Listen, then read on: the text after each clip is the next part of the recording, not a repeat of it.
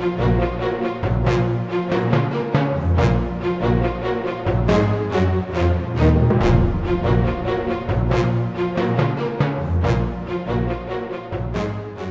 are listening to The Bridge Busters, the first dam busters and the race to save Britain, written by Mark Felton, published by Mandalay Books, and narrated by Mark Felton. Chapter 13. 0 Hour. The first of the 11 aircraft to leave on the raid sat at the end of the runway at Scampton, its engines turning over as Joe Collier waited for the signal to take off. To his left rear, Jamie Pitcairn-Hill's Hampden was also ready to go, while stretched out in 2 parallel lines behind were the remaining 9 aircraft taking part in the raid, their propellers whirling in the balmy evening air. Aboard each aircraft, the crews were at their positions. They had written last letters to wives, sweethearts, and parents to be posted should the worst happen, and their wills were all in order.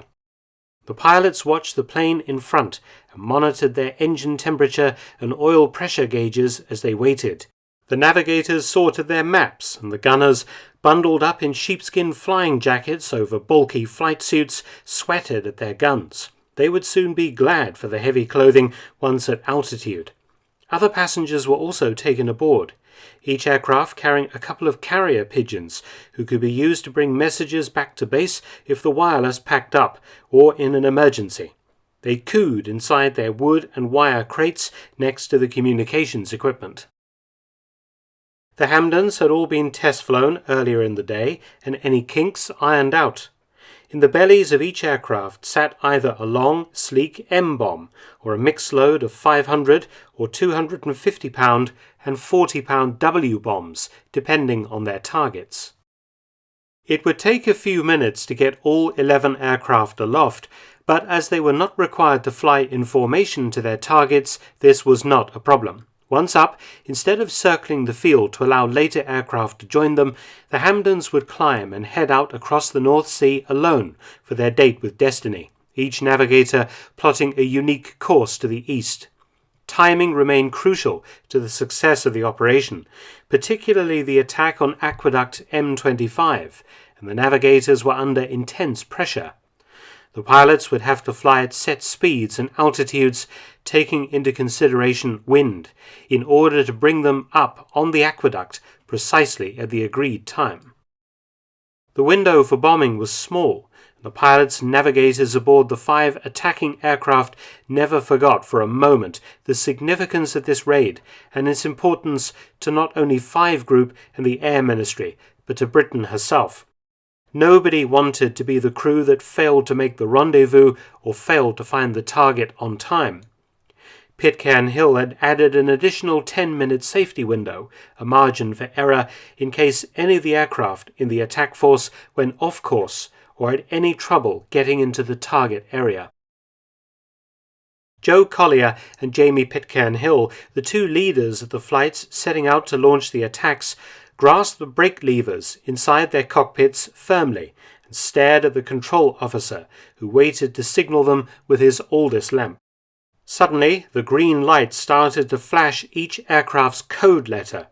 It was the go signal. Collier and Pitcairn-Hill pushed their engine throttles up to full. The engines bellowed, and the Hampdens strained forward, pure power vibrating through the airframes as they strained like greyhounds on the leash. Then the pilots let off the brakes, and the first 2 planes lumbered down the runway, their tails slowly coming up, until after 30 or so seconds they were airborne. The planes felt heavy, the turns sluggish. As usual, they set course over Lincoln Cathedral and climbed to 1,000 feet. At Scampton, the next pair of Hampdens thundered down the grass, followed by the next, until by 9 p.m. they had all departed. Out in front of the headquarters building, Group Captain Walmsley stood watching them go, and with him stood Wing Commanders Sisson and Gillen, Squadron Leader Frost, and a few other pilots from 49 and 83 squadrons. Nobody spoke. They just watched until the last Hampden had disappeared into the summer evening sky, and then listened until the low rumble of aero engines faded into silence. "Well," Walmsley said quietly, breaking the spell, "good luck to them." It was a sentiment shared by all there, The 11 crews heading for Germany tonight were going to need all the luck they could muster. As the aircraft worked their way over the North Sea, they soon lost visual contact with each other. The moon was half full, but the Hampdens ran into cloud banks as they approached the enemy coast. They welcomed the cover the clouds provided. As recalled Leroyd, "We were not looking for trouble anyway." There was always the fear of a roving German night fighter. As the attack force approached the edge of the target area, the clouds began to clear, revealing the whole panorama of the canal and its aqueducts, the moonlight reflecting off the water, giving Pitcairn-Hill's force the direction they needed to take in their run-up to M25. Things were not going so smoothly for some of the diversion force aircraft. Squadron leader Lowe's aircraft made landfall in the wrong position. After spending some time trying to orientate himself, Lowe and his navigator, Sergeant Unsworth, realized that they would not arrive in the target area within the safety window, rendering their diversionary attack a waste of effort. After a quick discussion, Lowe decided to attack Texel Island, the largest of the Dutch Frisian islands north of Den Helder, with its important Luftwaffe base. His Hampden carried 4 500-pounders, enough to do some serious damage. Jamie Pitcairn-Hill narrowed his eyes behind his flying goggles as he stared at the moonlit canal below him, making a banking turn. The light reflected off its surface, giving it an almost silvery appearance, and Pitcairn-Hill followed its course with his eyes until he could see aqueduct M25 in the far distance, a solid blackish line over the meandering River Ems. Aqueduct M25A lay off to one side, with its own branch line of the canal forming a loop. It was all as clear as if he were looking at the scale model back at Scampton. Pitcairn-Hill's plane was at 3,000 feet, circling gently south of the target, while the rest of the attack force started to arrive and joined the cab rank of Hampdens that waited patiently to strike. As bombing leader, he would be the first to assault the aqueduct. "George, send the following signal," Pitcairn-Hill said over the RT to his wireless operator, Sergeant Roscoe. "I'm going to attack. Stand by to come in your agreed order and times." "Okay, Skipper," came Roscoe's calm reply. Roscoe shuffled awkwardly down from his upper gun position to where the radio was bolted to the wall and pulled off his right glove. He quickly tapped out a message using the Morse key. Then he waited a minute until all the other aircraft had acknowledged his signal before reporting back to Pitcairn-Hill. "Right, boys, this is it," Pitcairn-Hill said. "We're going in. All set, Harrison?" The navigator, Flying Officer Harrison, replied that he was. "Guns ready?" "Yes, Skipper," replied Aircraftman Bale, the ventral gunner. "Cleared for action, Skip," Roscoe said, after he had squeezed back into his cramped upper turret position. "Right," Pitcairn-Hill said, his voice a little shaky. "Attacking now." It was precisely 11:15 p.m. 0 hour. Aboard Joe Collier's Hampden P-4304, which was circling a few miles to the northwest of the target, the crew was also making ready to start their diversionary attack. Collier glanced at his clock. It was almost time. "Message received from 555, Skipper," wireless operator Pilot Officer Halls reported, giving Pitcairn-Hill's aircraft code. "Go ahead," Collier replied. "Message reads, 'Am attacking now.'" "Thank you," Collier replied. "Right, we're going after the searchlights and batteries. Attacking now." With that, Collier's plane banked over and started to drop towards the targets. The two gunners cocked their Vickers machine guns, while in the nose, Sergeant Unsworth watched the altimeter dropping steadily back as the plane slid down from 4,000 feet. As the first two Hampdens began to converge on the target, the banks of the canal suddenly erupted into pinpricks of light as searchlights were snapped on and the guns started to fire. It looked as though an unseen hand had flipped a switch somewhere, and for miles around, the flashes of multiple gun muzzles, climbing tracer, and bursting puffs from flak shells filled the night sky. The light flak curled gracefully up into the air, getting faster until it would hammer past an aircraft with a loud, whistling hiss and a roar to explode a few hundred yards further on. Each shell had a different colour, normally sequenced, green, white, red, rather like a waterfall upside down. Aboard both aircraft, the crews were shaken and buffeted by the disturbed air. The gunfire was relentless, and neither Pitcairn-Hill nor Collier had ever seen such a concentration before. Leroyd hadn't been exaggerating. Both pilots dropped their aircraft into the maelstrom of flying explosives and shrapnel, determined to do their jobs come what may. A couple of miles away, the remaining attack force planes continued to circle out of range, waiting for their turn. The tremendous display the German defences were putting up stunned and awed the crews aboard the other Hampdens, who stared with barely concealed horror and fear as they watched Pitcairn-Hill's lonely aircraft plummet into the flak and searchlight chaos. Collier dive-bombed his first target, a flak battery laid out on the canal banks, releasing one of his 250-pound bombs.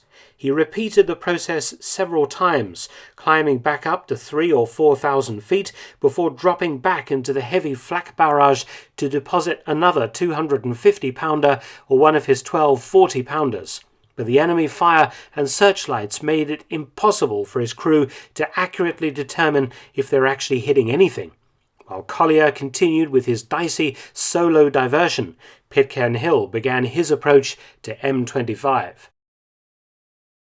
The German gunners could hardly believe what they were seeing. Pitcairn-Hill's lone Hampden dropped lower and lower towards the canal and simultaneously slowed down. The 20mm and 37mm cannon crews depressed their barrels and poured forth a stunning display of rapid fire, and within seconds they had started to find their mark. Aboard Pitcairn-Hill's aircraft, the two rear gunners were firing pan after pan of machine gun bullets at the flak positions and searchlights as their plane followed the canal, continuing to drop lower and lower until it seemed almost certain that they would crash into the shimmering water's surface. "Left!" Navigator Flying Officer Harrison screamed from his seat in the nose as he desperately tried to keep his bomb sight on the rapidly approaching aqueduct. "Down the middle, Skip. Steady! Steady!" There was a loud thump, followed by another crash, and the Hampden veered suddenly to starboard as a couple of 20mm shells exploded near the airframe.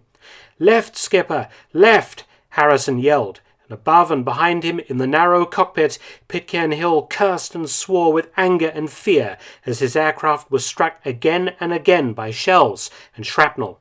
He struggled to keep the Hampden on the track, responding each time to Harrison's agonized instructions with a touch of the stick. He glanced at his altimeter. It read barely 100 feet. Another loud bang, and the sound of breaking glass rocked the plane. "Steady! Steady!" came Harrison's voice from the front. "Bomb away!" he suddenly cried, and the weapon fell from the bay just as another shell crashed into the fuselage.